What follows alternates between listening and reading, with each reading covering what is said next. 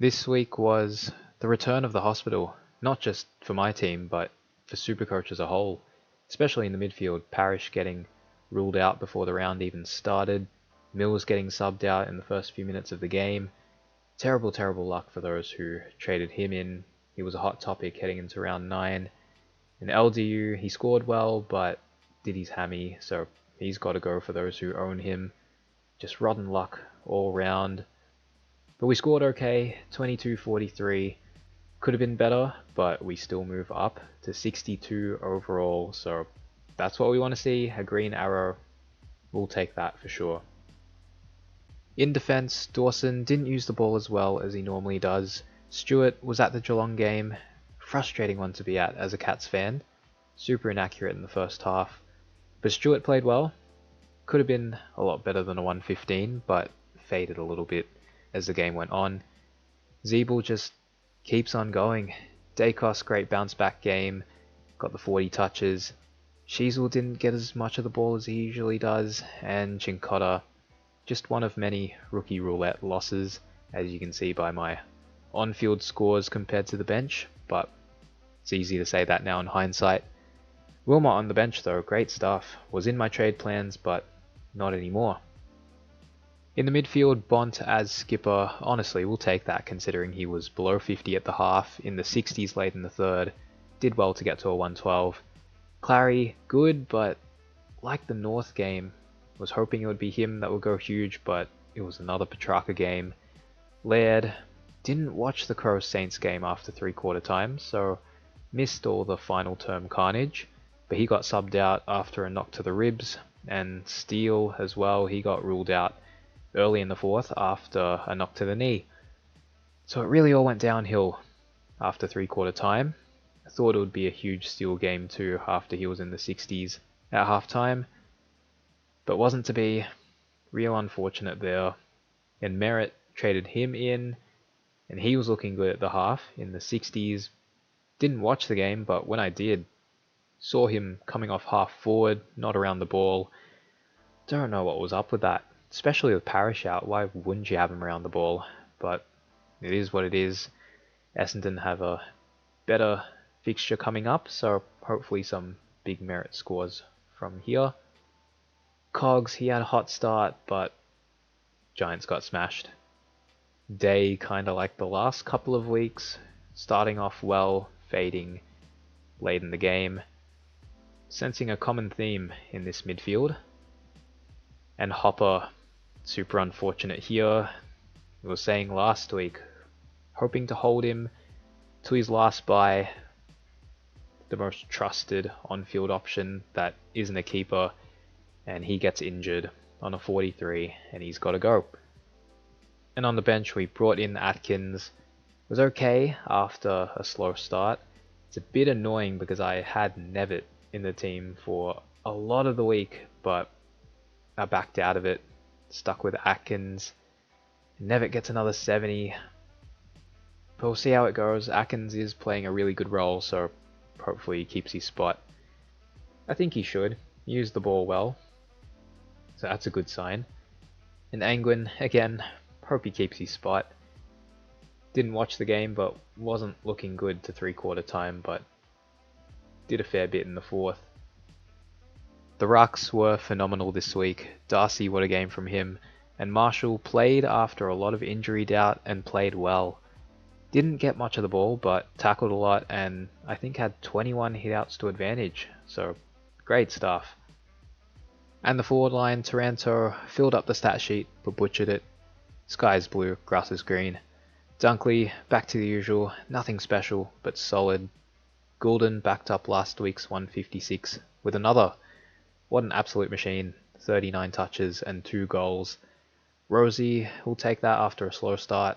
And Chandler, super disappointing. Break even of 42 heading into an MCG game against the Hawks, and he was a no-show. Trading Ashcroft over him, absolute disaster this week. I didn't even consider him not beating his break even, but it happened. Goes down in price ever so slightly. He was always going to go, but just one more price rise would have been nice. So extremely disappointing from Chandler, but overall he served us well. And on the bench, Samson Ryan continues to be a gun, and Seamus Mitchell found plenty of it. Great to see. For trades this week, I think everyone who owns both Chandler and Hopper will be doing this, but they have to go. As for downgrade options, I don't think I'll be going with my initial plan, which was Wilmot down to Drury. Wilmot scored well, so he can stay in the team a bit longer. And Drury, playing half forward for a bad team, just scored a 17. I don't trust his cash gen, so I think I'll pass. What I'm thinking of doing is going with Bailey Humphrey. A weird one at 213k, but break even down to a 59, just scored a 117. I don't expect those scores moving forward. They're versing West Coast, I'm well aware of that. Brisbane and the Bulldogs in the next couple, that'll be much tougher, but I trust him to keep his spot and play through the buys, especially those last couple, which will be tough for everyone. He has the best buy, which is what I really like. And I think I'm in a position where I can make this sort of move because I still have enough cash to trade in who I want to this week, and that will be an upgrade to Sam Walsh. At this stage he's on track to get DPP, but even if he doesn't, I'm more than happy to bring him in. He's been on my radar for a few weeks now, but if he gets DPP, then great, he's F1 in the team. So we'll stick with these trades: Chandler to Humphrey, Hopper to Walsh, leaving me with 38k in the bank. So at this stage, this will be how the team looks heading into round 10. Not 100% sure on the on-field rookies, but after a bit of shuffling, this is what we've got. Atkins and Mitchell in defense. Happy to field Seamus against West Coast. And up forward we have Ryan. So 3 spots left to fill. Happy with how the team looks.